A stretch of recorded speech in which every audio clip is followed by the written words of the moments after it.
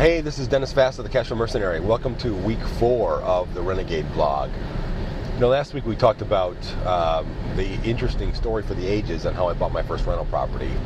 But what I didn't tell you is that part of that process, when I was looking to buy that first property, is that I was looking for education in order to help me learn how to be a landlord.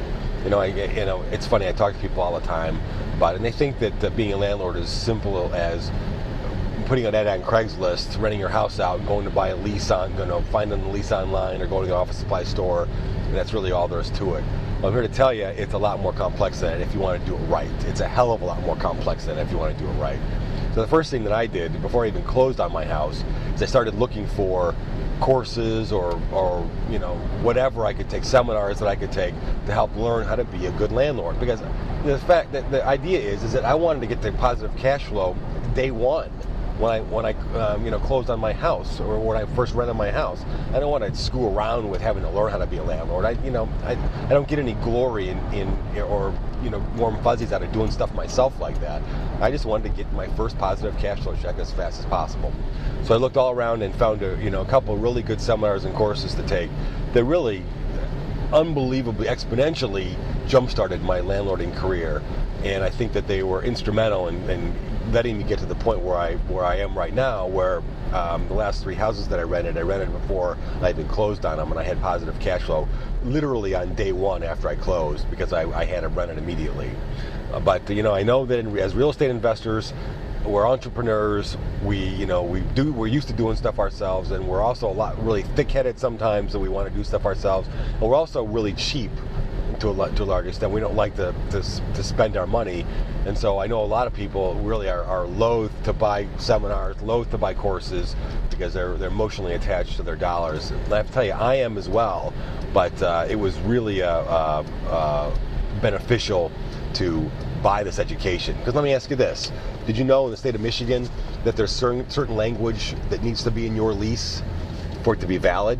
Did you know that language has to be in a certain font sizes to be valid? How about the domestic violence clause that needs to be in your lease? Did you know that in Michigan a domestic violence clause is required? Well, I doubt that you did, because most people don't. The most people I talk to have no clue that this stuff is supposed to be in your leases.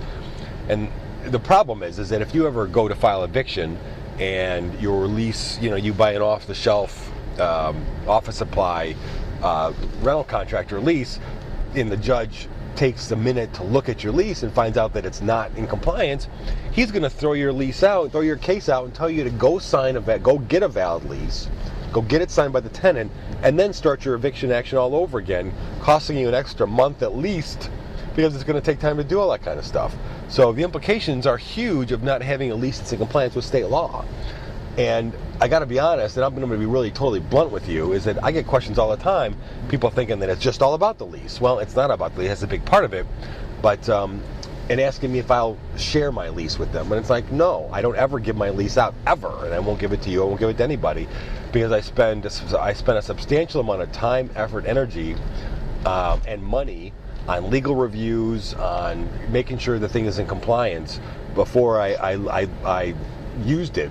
And I'll sell you my lease any day of the week, but you're not going to like the price because I spent a lot of money on keeping it in compliance. So getting education is beneficial.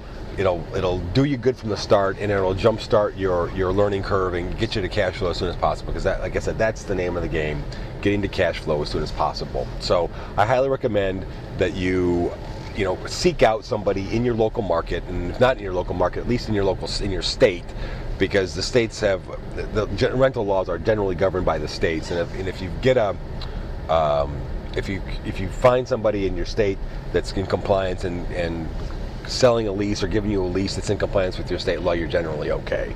So this is not something you want to cheap out on, because again, it's completely possible to learn this on your own. Absolutely completely possible to learn it on your own. But why would you want to? It's going to take you several months. You're going to make mistakes. It could cost you money. It could cost you time on an eviction.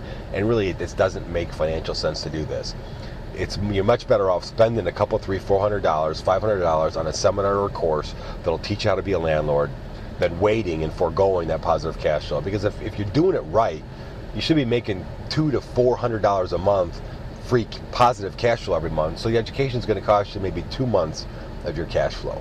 Okay, and it'll help you get it quicker. So so in my view, paying for the education really was free in the end, because I got the positive cash flow faster than I would have without it. It would have taken me time to learn it. So it's really free in terms of what your bottom line is going to look like.